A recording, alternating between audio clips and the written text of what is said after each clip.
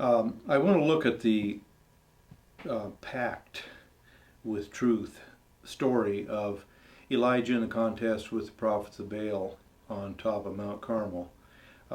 There's a lot of background that we need. I can't go into all of it, but Elijah was one of the greatest prophets in the Old Testament, and his time of prophecy spanned all of the reign of Ahab, king of Israel, married to Jezebel.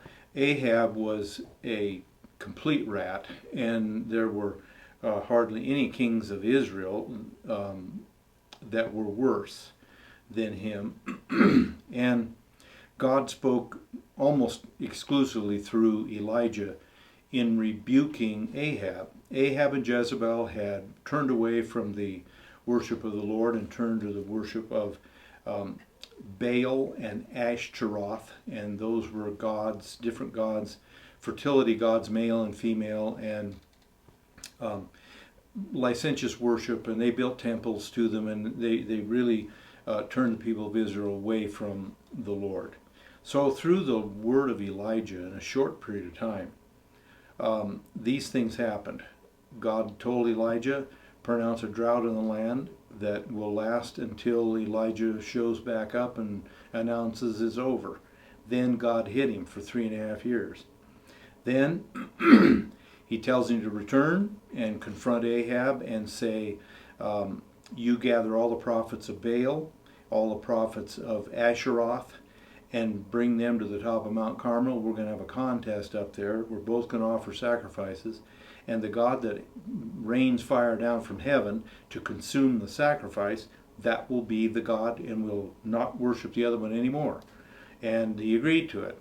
So they gather all the prophets, false prophets, up on top of Mount Carmel.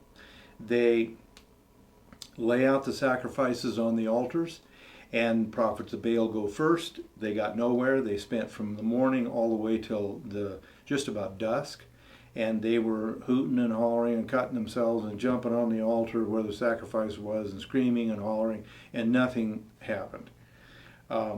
Then Elijah drew near, asked the people to gather around him, rebuilt the altar, laid the sacrifice, prayed a simple verse-and-a-half long prayer, and the Lord answered by fire from heaven.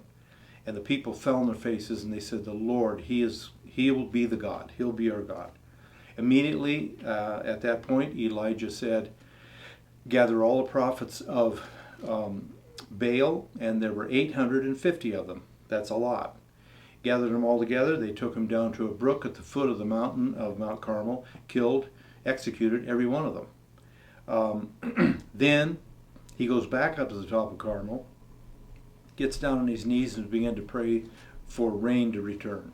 He prays for quite a while, and finally you have that famous statement. He sent his servant to look over the cliff and look at the ocean, and he said, there's only a cloud about the size of a man's hand coming up out of the ocean, but I think the implication was that's no big deal. And Elijah said, yes it is. And he said to Ahab the king, you prepare your chariot and get going because there's a great rain coming. Then Ahab takes off from the top of Mount Carmel in his chariot and drives all the way down to the city of Jezreel, which is down in the valley. Elijah physically outran the chariot and horses of Ahab to the city of Jezreel. And so of all these victories, by the word of the Lord there was drought, by the word of the Lord there was fire fall from heaven, and a great victory over the incestuous and filthy religion of the worship of Baal. They were dealt a death blow with the execution of the prophets and priests. Then he prays and water is abundant, and then he physically outruns horses all the way to Jezreel, which was some number of miles. That would be called a string of spiritual victories, the likes of which we've never seen. The next day, after all that happened, there's word from Jezebel the queen, Elijah, because you killed all these prophets of my religion, by this time tomorrow you're going to be dead.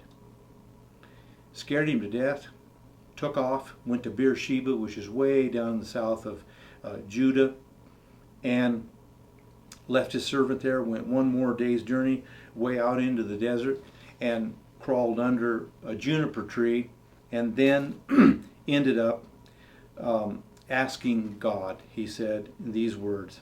He prayed that he might die. "It's enough now, Lord. Take my life, for I am no better than my fathers." Then he lay down, slept under a juniper tree. This is common after sometimes great victories. It may be after a person gets converted, after a person's filled with God's Spirit and their heart's purified, or after a great struggle over some issue, a loved one finally comes to God that we've prayed for years, or a great trial we went through, and by the grace of God we came through it victoriously. Look out after spiritual victories for a spiritual counterattack from the enemy. He is almost always faithful, if you want to use that term, to do it. He did it to Elijah. Elijah was one of the greatest prophets ever lived.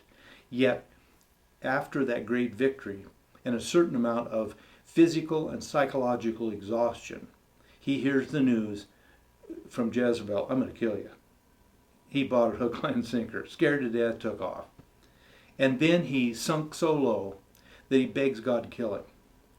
And he also sinks lower yet when he says, "I'm no better than my fathers." He's really saying, I'm not even right with God. My fathers were not good people. They didn't serve God, and I'm not either. He got so low in that post-victory counterattack from the devil that he believed he was worthy of death, and he didn't even have a right relationship with God. We need to take a real lesson from that, and we also need to take a lesson of how God responded to it. God didn't rebuke him one bit. He didn't tell him, "Now you snap out of that, you quit whining, you're a wimp." He didn't do any of that. Notice the first thing he did, he sent an angel and he let Elijah sleep. Then he sent an angel that just nudged him on the side and said, "Wake up."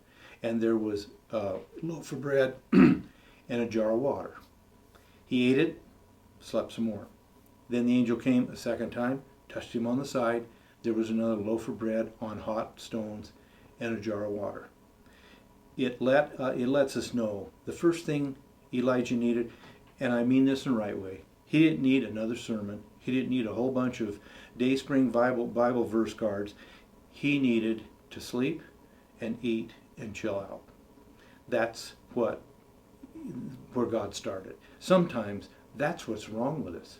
That's our most pressing need, and that produces the psychological and spiritual depression that we feel. The first thing, God, he just fed the poor soul and let him get some good sleep for a couple of days. And then after that second day, second meal, in the strength of that, he said he went all the way down to Mount Sinai, which was a long trip. Went up on top of Mount Sinai and lodged, it says, in a cave. There God met with him, and we'll look at that in our next devotional.